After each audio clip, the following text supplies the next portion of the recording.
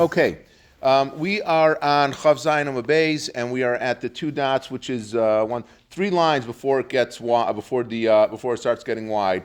We're at the two dots. So the Gemara was talking about Plag Mincha. If you're able to daven, when you're able to daven Mincha Mariv in terms of Plag Mincha. So now the Gemara is going to talk about. Is going to say an incredible story that we're going to get to tonight regarding Mariv and if it's a Chov and Rishus, and it's just good stuff coming up. Rav Sali Shel Shabbos B'Rav Shabbos. Rav would daven Mariv on Shabbos during Plag Mincha, and Rav Yoshia Matzi Shel Matzi Shabbos B'Shabbos. And Rav Yoshia would daven Shabbos afternoon when it was still after Plag, but it was not yet nightfall. He would daven Mariv. In the Shabbos, it was Shabbos afternoon. Rav Tzali Shabbos Rav Shabbos. So Rav would daven Shabbos on Friday. He would daven again Friday afternoon. He would daven Mariv already before it was nightfall after Plaga Mincha. So Gemara asks, Omer Kedusha Alakos or Omer Kedusha Alakos? Fine. So he davened. Davening is only drabanan. What about Kiddush? Kiddush is a doraisa. So if he would finish davening Friday afternoon, he'd finish Mariv. He gets home. It's still light time outside. So was he able to make Kiddush at that time, or did he have to wait until nightfall to make Kiddush? So the Gemara answers, Tashma, Dam Rav Nachman Amar Shmuel, Mispal Adam Shel Shabbos B'Rav Shabbos, V'Omer Kedusha Alakos, that a person is able to daven Mariv on Friday afternoon after Plag HaMincha, and while it's still day outside, he's able to make Kiddush Alakos, and that's what we do. We find, especially now that we changed the clocks, a lot of people daven, they make early Shabbos, we get home, it's still light outside, we make Kiddush, and it's not a problem. We're able to do that. Just a very important thing to remember, which myself especially, people forget, is that you have to remember to say Kriya Shema after it gets dark, because Kriya Shema is a doraisa. So you're able to eat the meal, you're able to finish eating the meal while it's still daytime, technically outside, but you do have to remember to say Kriya Shema after it gets dark. And that is what the halach is, that you're able to do that. Rabbi Yoshi Matzi Shel Matzi Shabbos B'Shabbos. And the second part was that Rabbi Yoshia would daven on Matzi Shabbos B'Shabbos. He would daven Mariv on Shabbos afternoon. So Omer Havdalah Alakos, Ein Omer Havdalah Alakos. Was he able to make Havdalah at that time or not? So again, we're not talking about if he would do, if you would light a candle or if you make a Bar B'nei V'Samim. That for sure you're not able to do. But are you able to make Havdalah Alakos? If again Shabbos afternoon comes, it's after Plag. So are you able to now make Havdalah at that time? Again, just making it on the coast, or you're not able to do it. So the Gemara says, Tashma, the Amr of Yehuda, Amr Shmuel, Mispal Adam, Shel Matzi Shabbos B'Shabbos, V'Amr Havdalah al-Kos, and you are able to do that. But they say halachically you should not do that, because we're afraid that people are going to mess up and make a mistake. So they say, like, if it's for a really a tirchi yisera, you're able to do it, but I think that we pass that really you're not supposed to do, even though halachically, technically you're able to do it, but you're not supposed to make Havdalah alakos Shabbos afternoon after Plag. You should wait, ideally you should wait until nightfall. Rav Zera, Rav Asi, Rav Elazar, Rav Chanina, Rav. So he tells a story now. B'tzad Amud Zeh, Hispal Rabbi Shmuel, Rabbi Yossi, Shel Shabbos, B'Rav Shabbos. On the side of this pillar, Rabbi Shmuel ben Rabbi Yossi used to daven Erev Shabbos. He would daven Mariv on Friday afternoon after Plag HaMincha. So Kiyasa Ula Amar B'tzad, so he says you got the story wrong. B'tzad Tamar Hava, it was not next to a pillar, but it was next to a date tree. Below B'tzad Amud Hava, and it was not next to the pillar. Below Rabbi Shmuel Rabbi Yossi Hava, was not Rabbi Shmuel Rabbi Yossi or Rabbi Elazar Rabbi Yossi. It was, you got the first name, you got the second right, you didn't get the first name right. It was Rabbi Elazar Rabbi Yossi. Below Shel Shabbos B'Rav Shabbos Hava, and it was not Friday afternoon, and he was davening Gesundheit. He was not davening Mariv Friday afternoon after Plag. El Shel Matzi Shabbos B'Shabbos Hava, he was davening Matzi Shabbos. He was davening Mariv Shabbos afternoon after Plag Mincha. So basically, you had all parts of the story. You got the time wrong. You got where he was standing wrong, and you got which tefillah he was doing. You got that wrong also. Rabbi Silber's not listening to this recording. There's no way he is. But if he was, he would recognize that drinking a cold soda is so much better than anything else. Okay. Tfilas Erev Ein Lakeva. So then the next part of the Mishnah said that Mariv has no time to daven, meaning that we understand that to mean that you can daven Mariv all night long. So my Ein Lakeva, what does it mean? It's a very strange wording to say that Ein Lakeva, that we are 1, 2, 2, 4. We're about like 7 lines before it gets in the middle wide lines. We're right by the two dots. So what does it mean that it doesn't have a set time? If you want to say that it means that you could daven Marav the whole night, listening to tefillas erev kol halayla, just say that davening Marav you're able to do all night. So what does it mean that it doesn't have a set time? Why doesn't it just say that you could daven all night long? So Gemara says, Commander Amar tefillas arvis rishus, because there's an argument if tefillas arvis is a rishus or if it's a chova. Is it something that if you want to do it, you could do it, and the other one is if it is an obligation to do it. So there's a machlokas what to do. So the Gemara is saying that we are saying like the man Damar that says that it's rishus, Damar Rav Yehuda Amar Shmuel.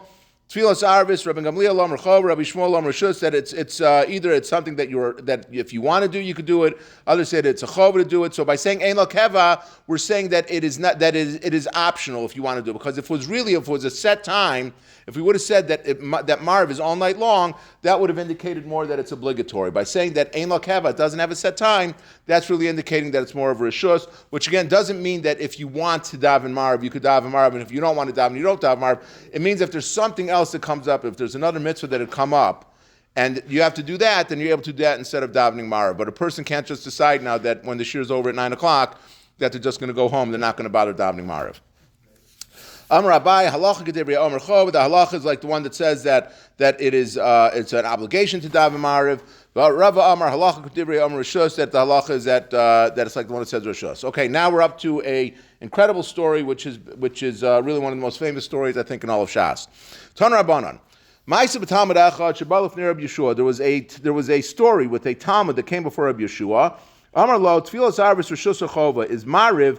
Is it something that if you want to do, you could do it, or is it obligatory? Amar Rishus, and he says that it's if you want to do it, it's a Rishus. You don't have to do it. It's not obligatory. Rabbi Gamliel, it came from Rabbi Gamliel, who was the Nasi. Rabbi Yeshua was the Av Bezdin, and Rabbi Gamliel was the Nasi. Amar Lo, and this person asked Rabbi Gamliel, Tfilas Arvis Rishus or Chova? Is it a Rishus or is it a Chova? Do I have to daven? Amar Lo Chova. He says it's obligatory. Amar Lo, so the student says to Rabbi Gamliel, V'lo Rabbi Yeshua Amar Li Rishus. Rabbi Yeshua said to me that it's not a chova, it's a Rishus. If you want to do it, you could do it. It's an elective. So Amar Lo, so Rabbi Gamliel said to him, we're going to play a little game here. Trace in the base of Medrash. Wait until the shield bearers come into the base Medrash tomorrow, and we're gonna and then ask the question again. So Trace, when the shield bearers came in, again meeting the Talmidei Chachamim, and I heard that the reason why they call them shield bearers is because normally when you think of a warrior, you think of a spear, because someone is coming to they're a warrior, they're coming to attack someone. It says that Bali Trace means that they had a shield, because Talmidei Chachamim they're interested in getting to the truth. They're not interested in attacking someone else. They're just interested in defending Torah. They want to get to whatever the MS is, whatever the truth is in Torah. So that's why they call them shield bearers. So when the shield bearers came into the base Medrash, Amar Ashal v'Shal. So the student stood up and he asked Rabbi Gamliel, Tfilas Arvis Rishus or Chova? Is davening Mariv, is that a Rishus or is that a Chova? Amar Lahem Rabbi Gamliel Chovas. Rabbi Gamliel said it's obligatory. Amar Lahem Rabbi Gamliel Chacham. So Rabbi Gamliel asked the Chachamim there, Klum Yesh Adam Shecholik B'Davar Zeh. Do any of you disagree with me? I say it's obligatory. Do any of you disagree with me? So Amar Leh Rabbi Yeshua. So Rabbi Yeshua, who earlier had said that it was a rishus, it's not obligatory. So Rabbi Yeshua said, "Lav, no, we all agree with you that it's a chova, that you say that Marv is obligatory. We agree with you that Marv is obligatory." So Amar Lo, so Rabbi Gamliel said to him, V'alo b'shmecha Amar li rishus. I heard in your name that you said that davening Marv is a rishus. So Amar Le, so Rabbi Gamliel says to Rabbi Yeshua, Amar Ragalcha v'Yeidu. Stand up. Okay, they were all sitting in front of him. Rabbi Gamliel was giving shir. They were all sitting in front of him. So he tells Rabbi Yeshua, stand up. Okay, we're gonna have a little trial court right now to find out what's going on. Amar Rabbi Yeshua al Raglav Amar. So Rabbi Yeshua stood up and he said, if I was alive and the person who had asked the question of me yesterday, if he was dead, so then so then I could contradict him. I could say, yeah, no one disagrees with you, Rabbi Gamliel. But now that I'm alive and he's alive, we're both standing here. How can one person who's living contradict another person who's living? I can't sit here and tell him that I didn't say it. He heard me say it. I did say it. So yeah, Rabbi Gamliel, I disagree with you. You say that it's obligatory. I say that it's a rishus. So Rabbi Gamliel was not happy about this, because he didn't feel that it was right that Rabbi Yeshua was disagreeing with him. And I don't know, maybe he was also disagreeing that he was upset that he didn't fess up that he had gone against him. I'm not sure about that. But Rabbi Gamliel was sitting giving shir. Rabbi Yeshua Omer al Raglav, and Rabbi Yeshua is being forced to stand. So all the other students are sitting down in front of Rabbi Gamliel, and Rabbi Yeshua is being forced to stand up with the entire shir that's going on. So in those days when they would have when someone would give shir, they would always have a maturgaman. They would have an interpreter who would, either because if the person giving shir wasn't loud enough, which generally in my case is not a problem, or if maybe the maturgaman was someone that could translate it to the people that were there, like meaning the person who was giving shir was on a very, very high level, and the students wouldn't be able to understand him. So he would give it over to the maturgaman, and the maturgaman would then be able to break it down into more basic English, or for lack of a better word. Summary. Yeah. Could be maybe a summary of some sort. So the people all saw Rabbi Yeshua, all the other Talmidim saw Rabbi Yeshua that was standing. So they said to the Maturgamon, they said, stop giving shir over. Don't continue giving shir what he's saying. V'amad, and the Maturgamon stopped giving the shir over.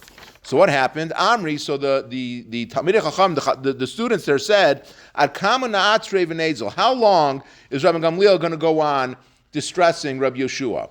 Why? Because Rosh Hashanah ishtakit tzarei. There's a story that took place. The Gemara in Rosh Hashanah brings down that Rabbi Yeshua and Rabbi Gamliel disagreed as to what day Rosh Chodesh was. So, and at that time, the Gemara, I think the Mishnah says that Rabbi Gamliel tells Rabbi Yeshua, I want you to come to me on the day that you think is Yom Kippur, but I say is not. I want you to come to me with your wallet and with your walking stick and with your shoes on. So he says, like, to show that Rabbi Gamliel is saying, I want to show that you're wrong and I'm right. So that was the story that happened in Rosh Hashanah. But Rabbi Yeshua held that it was Yom Kippur. But out of respect for the Rav, for the Nasi, he listened to what his Rebbe said. And the Becharos, Ma'aseh Rab Tzarei, and then there was a story that took place with a Bechar, with Rab Tzadok, that there's a halacha about a Kohen being able to give testimony about a blemish, if a blemish happened accidentally in his own animal or not. And there was a disagreement between Rabbi Yeshua and Rabbi Gamliel. And again, they disagreed about it, and Rabbi Gamliel exerted his authority over Rabbi Yeshua. And also, Hachanami Tzarin, here also, he's making Rabbi Yeshua stand up because they disagreed if Marav is a Rishus or if it's a Chova. He said, Tan v'nabde. Let's get rid of him. Let's take Rabbi Gamliel down from being the position of the Nasi, and we're going to replace him with someone else. So the Gemara says, "My nokimle, who should take Rabbi Gamliel's place? Nokimle Rabbi Yeshua. If we're going to ask that Rabbi Yeshua should take his place, you can't do that. Why? Because Baal Maisahu, because he's the person that was involved in the incident, and I think they say that because it would distress Rabbi Gamliel more to know that the person who was his antagonist was the one that was taking his place, which goes to show you how incredible it is that Rabbi Gamliel, in other words, they still held Rabbi Gamliel was a very, very important, big Talmid Chacham. Just they didn't like the way that he was acting, but they were so sensitive still to say that we can't have his main antagonist being the person that takes his place, because that's going to be adding insult to injury, that you're going to put Rabbi Yeshua in his place. No, Rabbi Kiva, so maybe we should put Rabbi Kiva there, who was also a big Talmid Chacham. Said you can't do that. Why? Dilma anishle delesle schus avos, because maybe Rabbi Gamliel is going to cause that Rabbi Kiva is going to get punished because he doesn't have schus avos, because Rabbi Kiva did not come from a chashuva family. He had a very simple background, and when they were afraid, now again, and not that Rabbi Gamliel was going to curse out Rabbi Kiva. That's not what the worry was. The worry was that because Rabbi Gamliel was so distressed that he'd been taken down from the Nazi, so that would be like a notch against whoever it is that was taking his place. So the person would have to have schosavos to protect him, and Rabbi Kiva would not have that. Ela nokbil Rabbi Elazar ben Azariah. Let's put Rabbi Elazar ben Azariah up. Dehu chacham, because he's a smart person. V'hu asher, and he's very wealthy. V'hu asir la Ezra, and he is a 10th generation from Ezra. So he has smarts, he has wealth, and he has yichus. And what does that help? So hu chacham, he's smart. Dimakshile mefarikle, that if anyone asks him a question, he's going to be able to answer it. V'hu asher, and he's wealthy. What is that important? The islay lafluche lebe Kesar afu azul falach. That if, let's say, someone has to go deal with the Caesar, to deal with the government, he's a wealthy person, so he's not going to be intimidated by being around wealth, and he's going to be able to go and defend whatever position he needs to take in the government. V'hu Ezra. Why is that important? That he was a 10th generation descendant from Ezra. The islay schosavos lo matzi anishlei, that he has. Chosavo said again that the fact that Rabbi Gamliel was distressed, it's not going to come back to be a problem that Rabbi Elazar ben Azariah is going to be protected. So, so they came to Rabbi Elazar ben Azariah. Do you want to become? Is it good for you? Do you want to become the head of the Masifta? Do you want to head everything up? So he said to them, even though this was Rabbi Elazar ben Azariah's dream to become he wanted to be the Nasi, but when they came to him, he said, I can't make this decision on my own. It's going to affect the people of my house. I have to talk it over with my household. So so he went and he spoke with his wife. And she said to him, we're turning to Chav Ches Amud Aleph now. Maybe they're going to remove you from your position, so you're not going to be Nasi very long. Amarlah, he said to her, it's better